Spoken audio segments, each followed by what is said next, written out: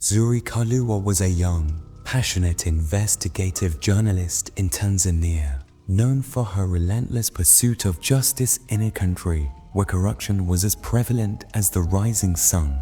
At 29 years old, Zuhri had everything going for her. She was intelligent, determined, and admired by her peers. However, Zuhri's brave dedication to unveiling the country's darkest secrets would ultimately cost her, as she vanished on a rainy Thursday night in 2019, leaving behind nothing but questions and broken lives. Her story begins in the bustling city of Dar es Salaam, where Zuhri had just completed an intense investigation, exposing links between political elites and illegal wildlife poaching syndicates. Her work, which had received national attention, was applauded in some quarters, but also made her dangerous enemy-some in the highest echelons of power.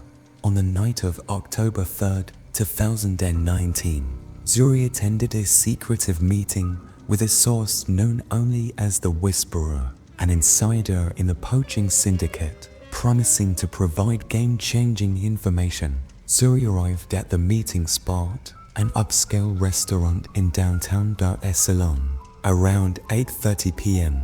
Her colleagues recalled her mentioning that she had a lead that would bring everything crashing down. What happened next is still shrouded in mystery. Zuhri was seen leaving the restaurant by security cameras at approximately 10:15 p.m., but after that, she vanished without a trace. Her phone, which had been used to send several cryptic messages minutes before her disappearance, went silent. By dawn, her family was desperately searching the streets, and her colleagues at the newsroom had already begun to piece together the gravity of the situation. This wasn't just any missing persons case. This was something much darker.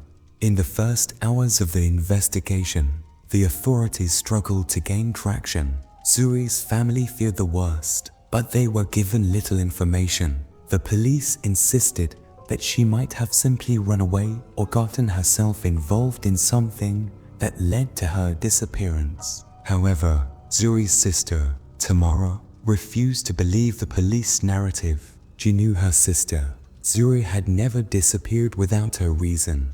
Social media exploded in support, with Zuhri Kalura trending in Dar es Salaam and across the nation. Zuhri's journalism colleagues launched an unofficial investigation, and soon, what seemed like a tragic vanishing turned into a haunting mystery involving corruption, secret societies, and powerful enemies who would do anything to keep their secrets buried. Zuhri's last known movements became the subject of intense scrutiny. Through a combination of security footage from the area and mobile phone tracking, investigators pieced together Zuhri's final known moments. The footage was unsettling. Zuhri was seen walking alone down the street, but something was off. In the grainy footage, a black SUV followed her at a distance. Her phone's last known location, pinged in a remote part of the city at 11:02 p.m. near a wooded area close to a notorious hunting lodge known to be a front for the illegal poaching ring. However, this location wasn't just random. Zuhri had never mentioned this area before, and it was far from her regular routes.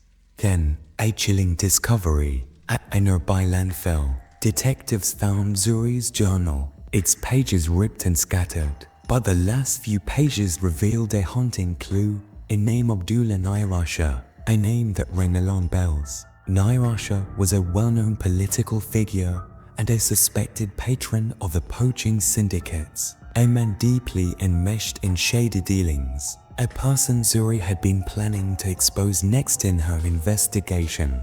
Then came another breakthrough. Zuhri's phone records revealed something astonishing.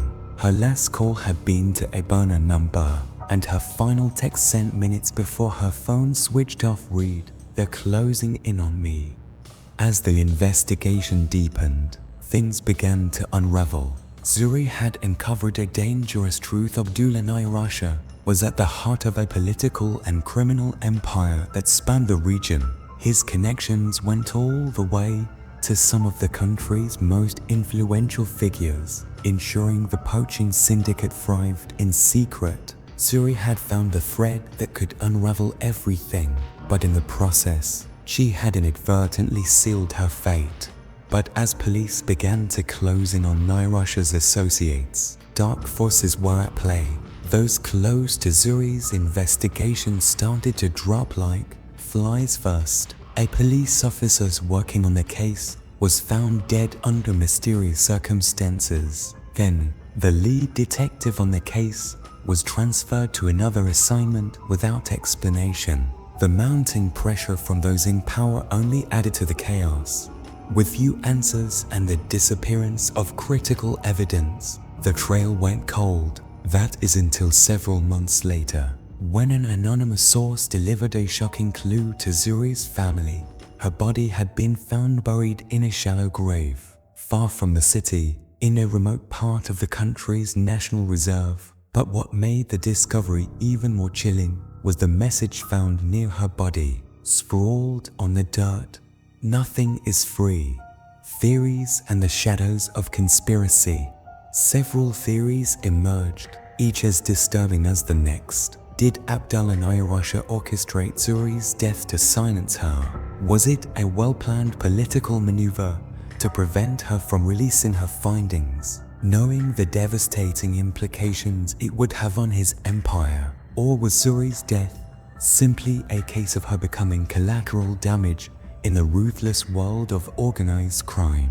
However, there was another question that plagues the investigation. Was Zuhri's murder linked to a far larger network, a powerful group that controlled not only the poaching trade, but also had deep roots in the government? Whispers of a shadowy society involved in illicit activities echoed through the darkest corners of Tanzania, and many were convinced that the true killers would never be brought to justice. Zuhri's family demanded justice, and though years have passed, her sister Tamara continues to raise awareness, calling for an independent inquiry into her sister's death. The haunting story of Zuhri Kalura, a journalist who uncovered too much, remains an open wound. The final chapter of Zuhri's life continues to elude those who seek the truth, with each lead becoming darker and more dangerous. To this day, the whereabouts of Zuhri's full investigation, along with the secret files she was working in, are unknown. What happened to Zuhri Kalura remains unsolved, but her fight against corruption and injustice remains an inspiration to many. Her legacy, however, is marked with a deep and unsettling truth. In some cases, the truth is a price too high to pay. Do you believe Zuhri's death was the work of political figures, criminal syndicates, or someone with even more power behind the scenes? Share your thoughts in the comments below. What do you think happened to Zuhri Kalura? Could her investigation have truly toppled one of Tanzania's most corrupt empires? Or did the forces in power silence her for good? Let us know your theories, and don't forget to like and share if you want to keep Zuhri's story alive and bring her case the justice it deserves.